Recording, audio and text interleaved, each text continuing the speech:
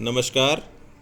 मैं डॉक्टर मनमोहन सेन, सह आचार्य संस्कृत, राजकीय महाविद्यालय बहरोड।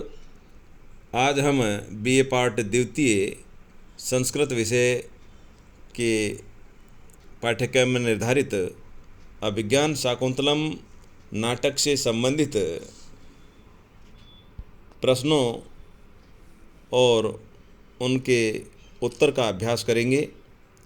और बहुधा पूछा जाता है बड़े प्रश्न के रूप में कि अभिज्ञान शाकुंतलम नाटक के चतुर्थ अंक का वैशिष्ट्य प्रतिपादित कीजिए या चतुर्थ अंक का विवेचन कीजिए, चतुर्थ अंक की विशेषताओं को लिखिए आदि किसी भी तरह से प्रश्न पूछा जा सकता है। चौथे अंक का क्या महात्म्य है, तो चौथा अंक सबसे महत्वपूर्ण माना गया है अभिज्ञान शाकुंतलम के नाटक के अंतर्गत।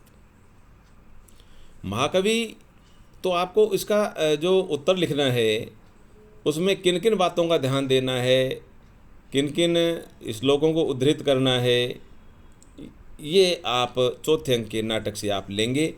उसी की महत्वपूर्ण बातें आज के इस व्याख्यान में आपको बतलाई जाएंगी। अब जैसे ही चौथे अंक का महात्म्य पूछा जाए, आपको कैसे लिखना है। महाकवि कालिदास के अभिज्ञान शाकुंतल तथा इसके चतुर्थ अंक के विषय में एक सूक्ति बहुत अधिक प्रचलित है, एक श्लोक बहुत अधिक प्रचलित है कि नाटकों में शाकुंतल और उसमें भी जो चतुर्थ अंक है वो सर्वाधिक रम्य है। और इसके लिए जो प्रसिद्ध श्लोक है वो है काव्येषु नाटकम रम्यम तत्र रम्या शकुंतला तत्रापि च चतुर्थो अंक है तत्र श्लोक चतुष्टयम। ये बहुधा सुना जाता है, ये विद्वानों में ख्यात उक्ति है। एक ऐसे ही दूसरी उक्ति जो सुनी जाती है, जो प्रचलित है, वो है कालिदासस्य सर्वसम अभिज्ञान शाकुंतलम। तो वस्तुतः अभिज्ञान शाकुंतलम का जो परिशीलन करने से ये स्पष्ट हो जाता है कि इसका जो चौथा अंक है, चतुर्थ अंक है, वो संपूर्ण नाटकीय कथा वस्तु का केंद्र बिंदु है। दुष्यंत और शकुंतला का गांधर्व विवाह हो जाता है और हस्तिनापुर जाते समय दुष्यंत शकुंतला को शीघ्र ही अपने पास बुलाने का आश्वासन देता है।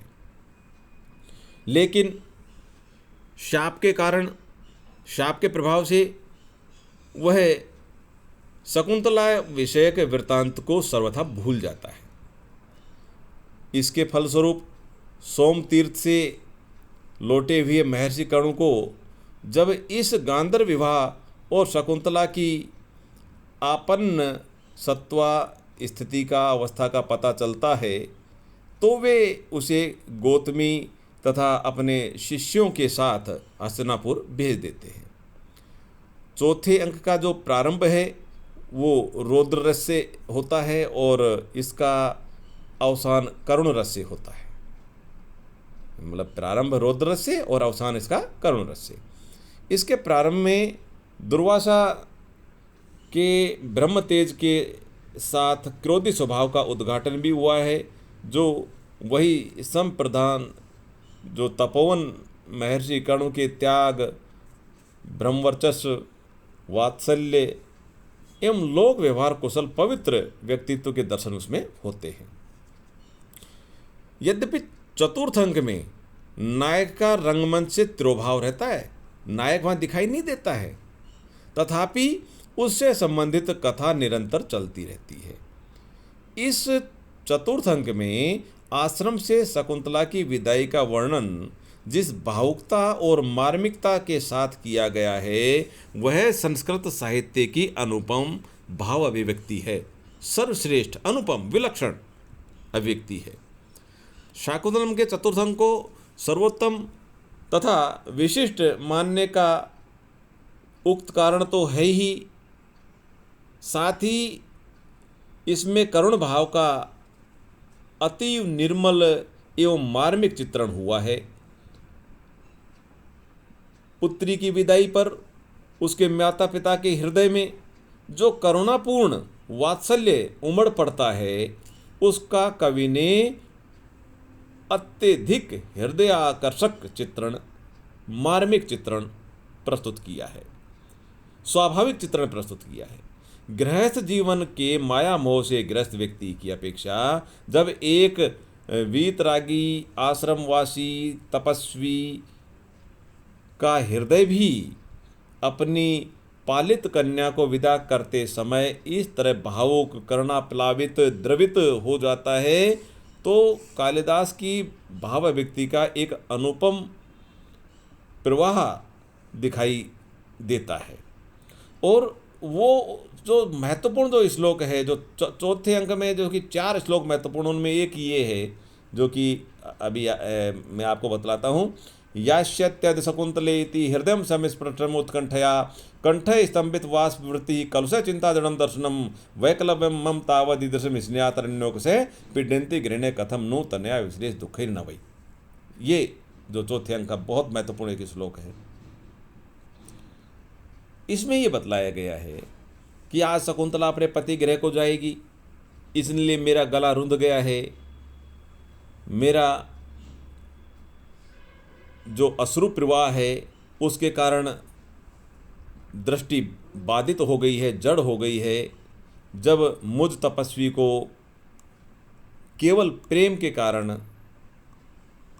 इतनी पीड़ा हो रही है, तो जो गृहस्थ व्यक्ति हैं प्रथम बार अपनी पुत्री को जब विदा करते होंगे तो उन्हें कितनी पीड़ा या दुख होता होगा, ये इसमें बतलाया गया है। ये विलक्षण है, अनुपम है, करुणा प्लावित करने वाला है। तो शकुंतला की विदाई की वेला पर आश्रमवासी ही दुखी नहीं होते, अपितु वहाँ के पशु पक्षी वृक्ष आदि भी अपनी व्याकुलता प्रकट करते हैं। कोई वृक्ष उसके शकुंतला के प्रसादन के लिए जो प्रसादन सामग्री हैं वो ला करके देते हैं, कोई लाक्षारस प्रवाहित करता है ना। तो ये ऐसे है। शकुंतला के प्रस्थान काल के समय जो वहाँ मृगियाँ हैं वो घास या दर्भ खाना छोड़ देती हैं, मोर नाचना बंद कर देते हैं, लताएं पत्ते गिराते हुए पांडु पत्रों को गिरा रही हैं, विसर्जित कर रही हैं, तो ऐसा प्रतीत होता है जैसे वो अश्रु प्रवाहित कर रही हों। ये सब बातें इसी चतुर्थ अंक में आती हैं। फिर जो चतुर्थ अंक है उसका जो संपूर्ण जो प्राकृतिक वातावरण है वो मानव मन की अनुभूतियों के रूप में चित्रित कर प्रकृति के जिस आत्मीय पूर्ण व्यवहार का यहाँ चित्रण किया गया है उसमें करुण भाव का उद्रेक हुआ है और अंतर तथा बाह्य प्रकृति की रम्यता का चित्रण किया गया है। पति गृह को गमन काल में नवयुवतियों के मन में जो उत्सुकता होती है, जो विषाद का सम्मिश्रण होता है, पति गृह को जाने के लिए उत्सुकता भी होती है, विषाद भी होता है, अपने माता पिता अन्य बंधुजनों को जब छोड़ते हैं, तो उसका यथार्थ चित्रण इस चौथे अंक में किया गया है जो अन्यत्र दुर्लभ है। इस अवसर पर शकुंतला का तपोवन के लता, पादप, मृग, शावक, पशु पक्षी, मृगी आदि के प्रति सहज स्नेह भाव अभिव्यक्त हुआ है। और जब वह अपने पति गृह को जा रही है तो कर्ण ऋषि कहते हैं, शुश्रूषु गुरून् कुरु प्रिय सखी व्रतीम स पत्नी जने भर्तुर्विप्रकृतापि रोषणतया मायस्म प्रतिमं गमय भूयिष्ठं भव दक्षिणा परिजने भाग्यस्वनसेकनी यान्त्यम गृणी पदम युतय वामा कुलस्यादे। ये जो बताया कि भाई आप अपने पति गृह को जा रही हैं, हे पुत्री, तो वहाँ गुरुजनों की सेवा करना, अपने जो अन्य सहपत्नियाँ हैं, जो सोत हैं, उनके प्रति सखी के समान व्यवहार रखना, क्रोध के कारण कभी अपने पति के विरुद्ध मत जाना, अपने सेवक लोगों को पर्याप्त मात्रा में दक्षिणा आदि देना, अपने भाग्य पर घमंड मत करना कि मैं एक तपोवन में रहने वाली हूँ और एक राजा की पत्नी महारानी हो गई हूँ। इस प्रकार की बातें बतलाते हैं जो कि ये जो उपदेश है आज भी उतना ही प्रासंगिक है हमारे समाज के लिए। ऐसे ही अपनी ओर से जो कण्व ऋषि संदेश देते हैं, अस्मान साधु विचिन्त्य संयम धनानुच्चय कुलम च आत्मनः त्वया अस्या कथमपि अबांधव कृताम स्नेह प्रतिताम सामान्य प्रतिपत्ति पूर्वकम इयम दारेषु दृश्या त्वया भाग्यम आयतम अतः परम न खलु तद्वाच्यम वधु बंधु भी। तो ये एक संदेश भेजते हैं राजा दुष्यंत के लिए कि हम तो साधु लोग हैं और संयम रूपी धन वाले हैं, हमारे पास किसी तरह का और कोई धन नहीं है। आपका शकुंतला का और दुष्यंत का आपने परस्पर सहमति से विवाह किया है, तो आपकी जो अन्य पत्नियां हैं, हे दुष्यंत राजन, आपकी जो अन्य पत्नियां हैं उनमें समान आदरपूर्वक भाव से यह शकुंतला भी देखी जानी चाहिए। इतना ही कहूँगा, इसके आगे भाग्य के अधीन है जो हम कह नहीं सकते। तो इस प्रकार का एक सुंदर उपदेश, सुंदर एक जो संदेश है वो कण्व ऋषि द्वारा राजा को दिया जाता है। और ऐसे ही प्रकृति चित्रण का एक अनुपम उदाहरण देखिए यहाँ पर आपको मिलेगा चौथे अंक में ही। पातुम न प्रथम व्यवस्यति जलम युष्मासु पितेषु या ना दत्ते प्रियमंडनापि भवताम स्नेह या पल्लवम आद्यव कुसुम प्रसूति समय यस्या भवत्योत्सव सेयम याति शकुंतलापति गृहम सर्वरे अनुज्ञातम।